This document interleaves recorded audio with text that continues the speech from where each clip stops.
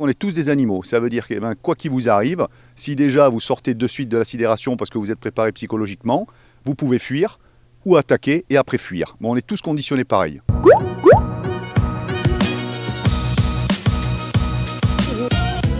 Bonjour la Provence, je me présente, je suis Marius, ex-commando marine et puis récemment installé dans le Vaucluse où je viens de créer ma section de sport de combat, self-défense, Marius Team Combat.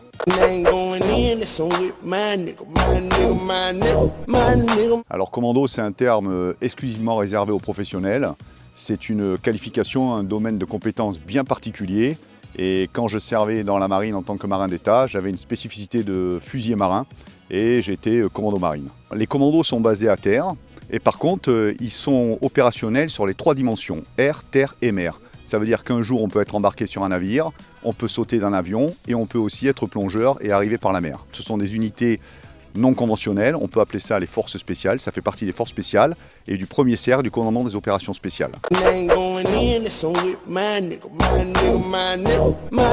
Non mais ça regarde que moi. Ça fait partie d'un devoir de réserve et puis ça sert à rien d'avancer des choses comme ça.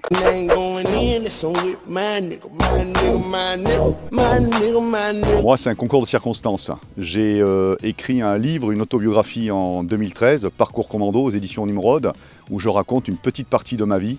Et justement, j'explique comment s'est passé mon engagement dans la marine et le fait d'être rentré, d'avoir trouvé ma vocation et ma voie et d'avoir servi 22 ans. J'ai dû faire 3 ou 4 fois le tour de la Terre. En balade, c'est pas mal quand même.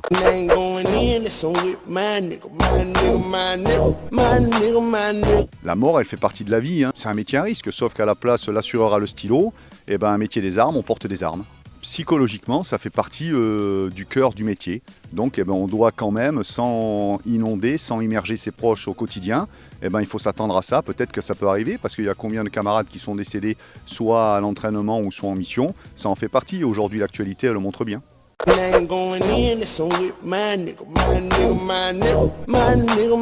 Je recommence, je signe exactement la même chose. Je refais exactement les mêmes erreurs pour me corriger et suivre le même chemin. Toute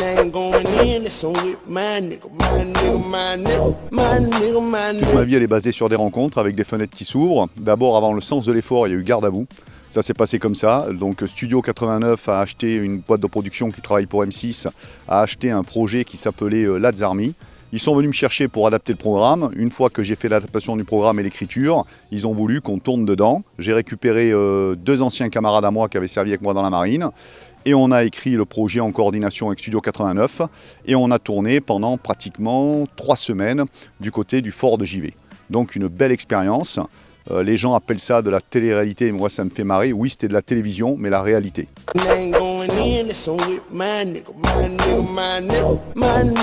Ma section Marius Team Combat, je commence de 16 à 77 ans. J'apporte aux gens mon expérience militaire. Je fais toujours un parallèle avec leur vie personnelle ou leur vie professionnelle pour les aider.